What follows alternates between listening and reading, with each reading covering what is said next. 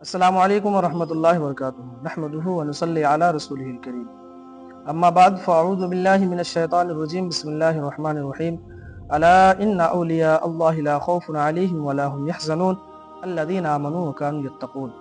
معزز ناظرین، امید کرتے ہیں آپ تمامی حضرات بخیر و عافیت ہوں گے۔ اللہ رب العالمین آپ سبھی کو خوش رکھے، شاد رکھے، آباد رکھے، اولیاء کرام کے فیضان سے مالا مال فرمائے۔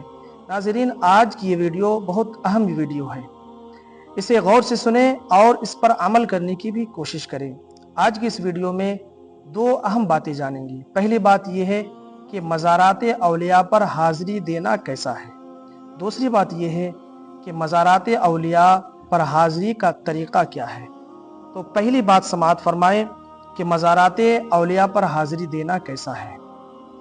مزارات اولیاء پر حاضری دینا جائز ہی نہیں بلکہ بہتر ہے، اور یہ عمل سنت سے ثابت ہے، رسول پاک صلی اللہ تعالیٰ علیہ وسلم کے عمل مبارک سے ثابت ہے۔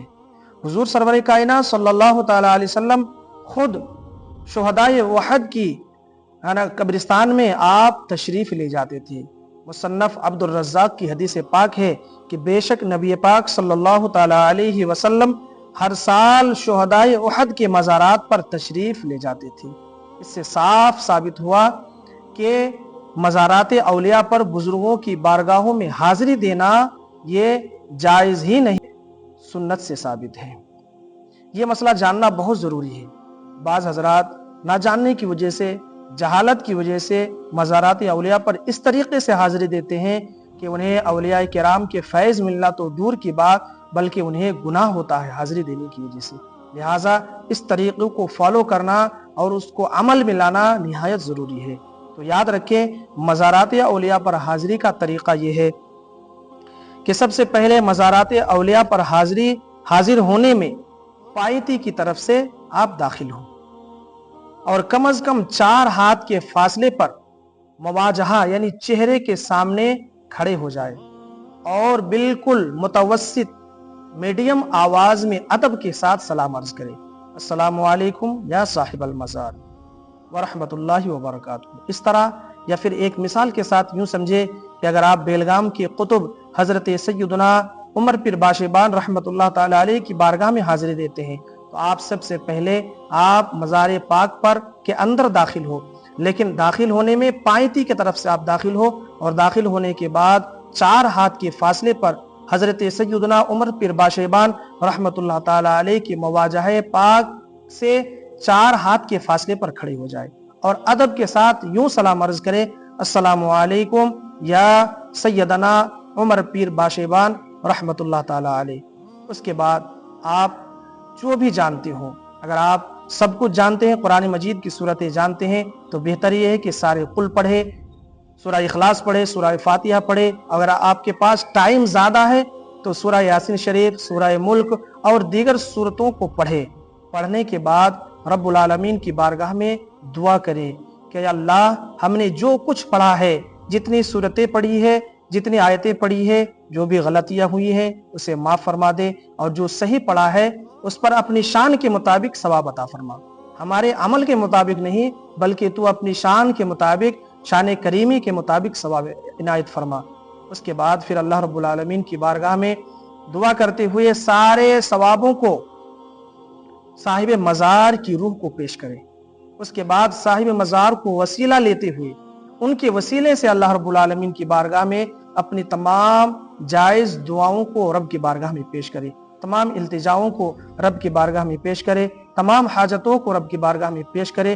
انشاءاللہ العزیز اس طریقے سے اگر آپ حاضری دیں گے تو آپ کی حاجتیں بھی پوری ہوں گی، آپ کی ضرورتیں بھی پوری ہوں گی، اور آپ کی حاضری ادب والی حاضری کہلائے گی، جس سے صاحب مزار بھی خوش ہوں گے، اور اللہ رب العالمین بھی آپ کے اس جائز طریقے سے حاضری دینے کو قبول فرمائے گا۔ جب آپ مکمل فاتحہ وغیرہ پڑھ لے تو پھر واپس سلام کر کے اسی طرح آپ مزار کے اندر سے باہر ہو جائے۔ تو حاضرین، ناظرین، سامعین، یہ مزارات اولیاء پر حاضری کا اچھا طریقہ ہے۔ بعض حضرات مزارات اولیاء پر جا کر چادریں چومتے ہیں، تو یہ کیسا ہے؟ یاد رکھیں چادریں چومنا جائز ہے، باعث برکت ہے، لیکن اس سے بھی بچنا بہتر ہے۔ کیوں بہتر ہے؟ اس لیے کہ بعض نہ جاننے والے لوگ چومتے ہوئے جا کر سجدہ کر دیتے ہیں یا ایسی حرکت کرتے ہیں جو صاحب مزار کی شان کے خلاف ہے، لہٰذا بہتر یہی کہ چادر بھی نہ چومی جائے۔ بعض حضرات مزار کو بوسہ دیتے ہیں، بوسہ دینا بھی جائز ہے لیکن بچنا بہتر ہے۔ بعض حضرات ایسا بھی کرتے ہیں کہ مزار کا طواف کرتے ہیں، تو طواف بالاتفاق ناجائز ہے۔ طواف کرنا، کسی بھی مزار کا طواف کرنا جائز نہیں ہے، صرف اور صرف کعبۃ اللہ شریف کا طواف کیا جائے گا، باقی طواف کسی گھر، کسی درگاہ، کسی مسجد وغیرہ کا طواف نہیں کیا جائے گا۔ ناظرین، بعض حضرات، بہت کم، بہت زیادہ لوگ نہیں ہیں، 1000 میں 5-10 لوگ ایسے بھی ہیں جو محبت میں آ کر، شاید محبت میں آ کر نہ جاننے کی وجہ سے صاحب مزار کو سجدہ بھی کرتے ہیں۔ تو یاد رکھیں اللہ کے سوا کسی انسان کو سجدہ کرنا جائز ہی نہیں ہے۔